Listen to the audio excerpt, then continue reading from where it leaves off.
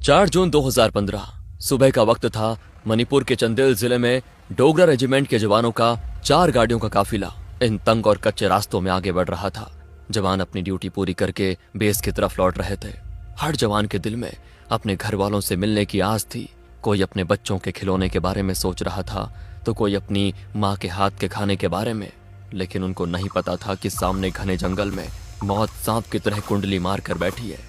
मुंह पे काला कपड़े बांधे और हाथ में deadly assault rifles, rocket propelled grenades और आईडीज पकड़े लगभग 50 आतंकियों का एक झुंड इस जंगल की झाड़ियों में एक भयानक साजिश रचकर छुपा हुआ था। फौजी अब जंगल की सबसे गहरी और सुनसान घाटी में पहुंच चुके थे।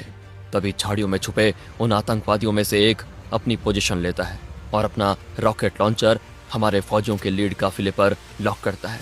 बाकी के आतंकी अपनी स्नाइपर्स और एलएमजीज का जूम सीधा हमारे जवानों के सिरों और गाड़ियों के पेट्रोल टैंक्स पर सेट कर देते हैं। उधर काफिले में सबसे आगे चल रही गाड़ी के टायर के नीचे अचानक एक नुकीली चीज आती है और टायर पंचर हो जाता है। गाड़ी झटके से रुक जाती है। पूरा काफिला वहीं पे थम जाता है। इसके बाद अचानक एक कान फाड़ देने वाला धमाका होता है। एक जोरदार आईडी ब्लास्ट ने लीड ट्रक को हवा में काफी फीट ऊपर उछाल दिया। झाड़ियों में छिपे इन आतंकवादियों ने हमारे फौजियों पर अंधाधुंध गोलियां बरसाना शुरू कर दी थी। हर सेकंड में सैकड़ों गोलियां गाड़ियों को चीरते हुए जवानों के जिस्म में उतर रही थी। आरपीजीज ने दूसरी गाड़ियों को भी आग के गोले में तब्दील कर दिया। एक तरफा फायरिंग के बाद ये आतंकी हमेशा की तरह डरपोक गिद्धों की तरह बॉर्डर क्रॉस करके म्यांमार के घने जंगलों में जा छुपे। उन्हें लगा उन्होंने एक और बार शिकार कर लिया और अब वो आराम से बैठेंगे, पर वो एक भयंकर भूल कर बैठे थे। उन्होंने शेर के मुंह में हाथ डाल दिया था और उन्हें इस बात का जरा सा भी अंदाजा नहीं था कि 2015 का ये भारत एक नया भारत है। ये वो भारत नहीं जो कड़ी निंदा करके शांत बैठ जाए। दरअसल ये आतंकी national socialist council of Nagaland NSCN से थे। उनके साथ कांगली योबोल कन्नालुप KYKL के आतंकी भी शामिल थे।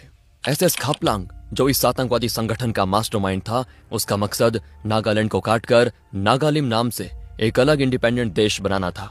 उसका मानना था कि भारतीय संविधान उन पर जबरदस्ती थोपे जा रहा है। साल 2001 में भारत सरकार ने इनके साथ एक सीज फायर एग्रीमेंट साइन किया था ताकि नॉर्थ ईस्ट में शांति बनी रहे। लेकिन मार्च 2015 में अचानक खापलंग ने इस सीज फायर को तोड़ दिया, क्योंकि इस शतरंज के पीछे के खिलाड़ी कोई और थे। इस आतंकी ग्रुप को पीछे से बैक चैनल फंडिंग, नए और आधुनिक हथियार और ट्रेनिंग सीधे तौर पर पाकिस्तान की ISI और चाइना से मिल रही थी।